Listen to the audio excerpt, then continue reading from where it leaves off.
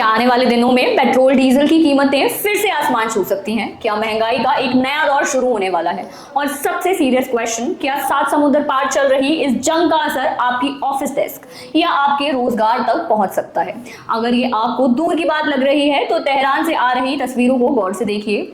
हालिया दिनों में इजराइल द्वारा ईरान की ऑयल स्टोरेज फैसिलिटीज पर किए गए हमलों ने ग्लोबल एनर्जी मार्केट्स में चिंता बढ़ा दी है। ईरान के ऑयल मिनिस्ट्री के अनुसार तेहरान और अलबॉर्ज प्रोविंस के की स्टोरेज डिपोट्स इन अटैक से प्रभावित हुए हैं।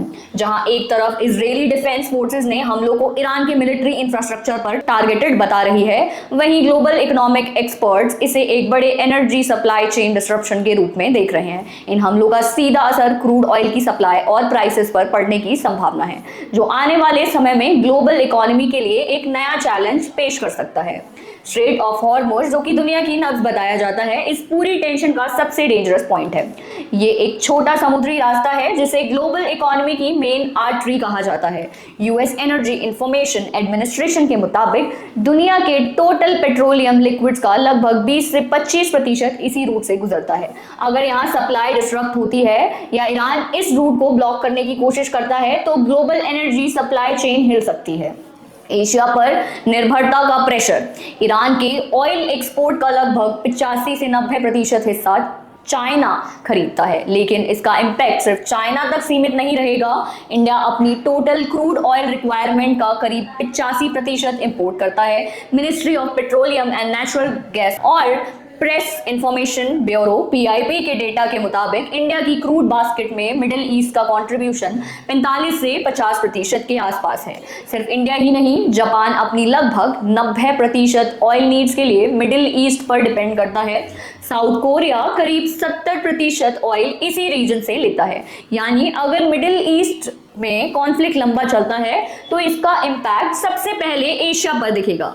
$100 पर बैरल सिर्फ एक नंबर नहीं, एक्सपर्ट्स और गोल्डमैन सैक्स जैसी इंस्टीट्यूशन का अंदाजा है कि अगर सप्लाई में मेजर डिसरप्शन होता है तो क्रूड ऑयल की कीमत $100 पर बैरल के पार जा सकती है। और जब तेल महंगा होता है तो वो अकेला नहीं आता। इस सिचुएशन को इकोनॉमिक्स की भाषा में कॉस्ट पुश इन्फ्लेशन कहा जाता है।